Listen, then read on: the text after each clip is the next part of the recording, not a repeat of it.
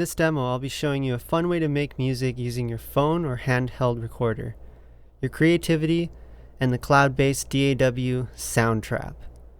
In order to do this activity on your own, you will need a free Soundtrap account along with the Soundtrap app on your phone or access to a handheld recording device for better audio quality. Okay, before we get into the beat making process, I want to first explain and define a few things. First, what is field recording? Field recording is the act of recording sounds outside of a studio, usually in a natural environment.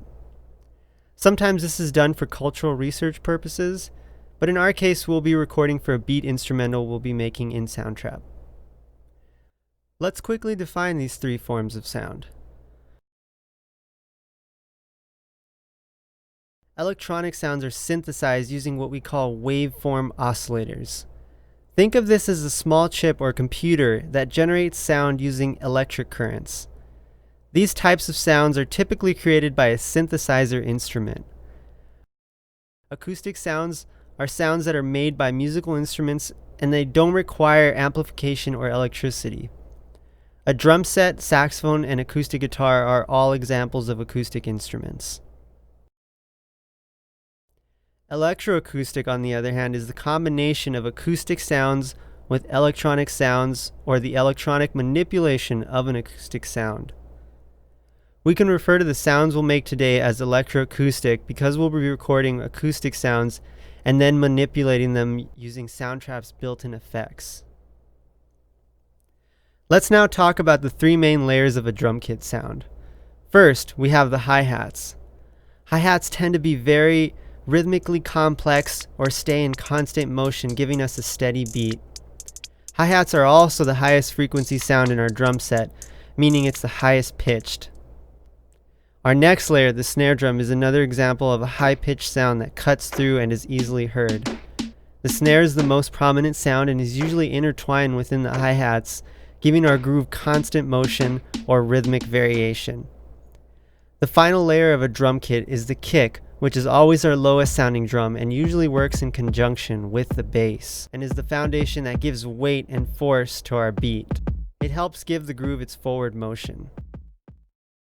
The beat I'll be making today will be made up of sounds I recorded on my phone directly to the Soundtrap app, as well as on my computer microphone. It will be up to you to what types of sounds you want to record and how you want to use them. I suggest starting with three main drum layers and then moving into the other types of sounds. Remember that any sound can be transformed into a drum or percussion sound, so don't be afraid to get creative with what you choose to record. I'll be showing you how to use the built-in effects library in Soundtrap to help spruce your sounds up. Okay, remember that I already recorded my sounds using the Soundtrap app. These are the sounds that I recorded. A bathroom sink, a door closing, a sandal hitting the ground, the sound of metal flicking, drumstick clicks, and my own voice beatboxing hi-hats. Remember, when recording, always aim your microphone at your source and keep the mic at a distance of about 1 to 3 feet, depending on the volume of the sound. This will ensure you get the clearest sound possible and will make workflow easier when editing your sounds. The louder your sound is, the further you should have the mic away so that you can avoid microphone clipping. Okay, let's get into the editing process. To start off, I need to truncate my sounds first, and then I can start the beat making process. Watch as I edit my sounds using pitch changing and effects. To add an effect, click on the track button for the track you want to add an effect to, then click the button next to the knobs that says Add Effect. In order to make your sound stand out a bit more, you should add effects to them. Adding a compressor will allow your sounds to be more pronounced. Adding a filter will let you trim the higher and lower frequencies. Start with these two effects to start shaping your sound. Don't be afraid to experiment with other effects too.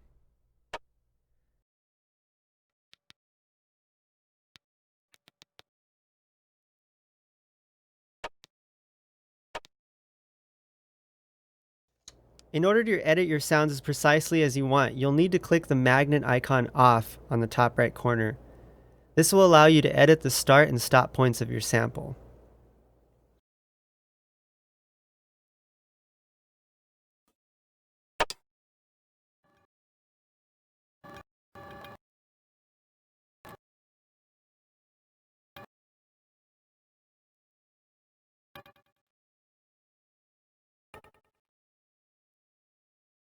Now that I've edited my sounds the way I want them, I'm going to start by making a simple 4-bar loop.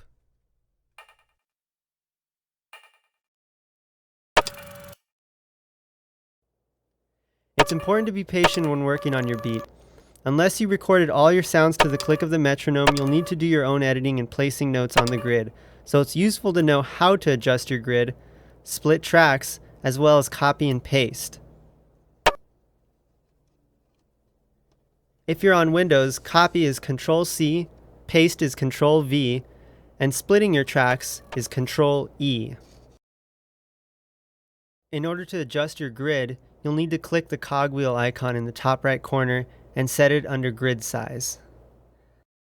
The higher the number, the more subdivisions you'll have, giving you room to create more complex rhythms with your beat.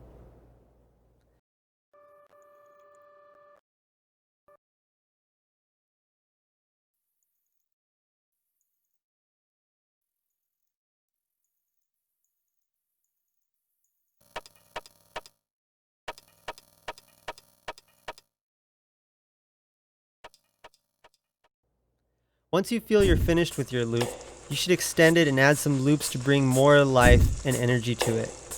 This is completely up to you what you do, but I suggest extending it out and getting creative with it.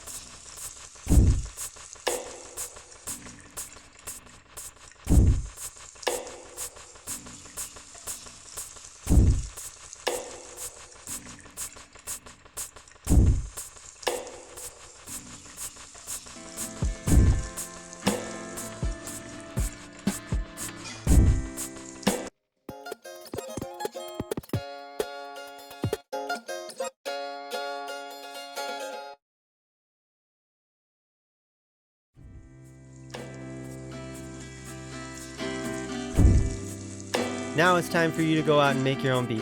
Have fun and get creative with the sounds you record. I'd like to give a big thank you to you, the viewer, as well as a big thank you to the Phoenix Conservatory of Music, the City of Glendale, and the Velma Teague Library for making this video possible.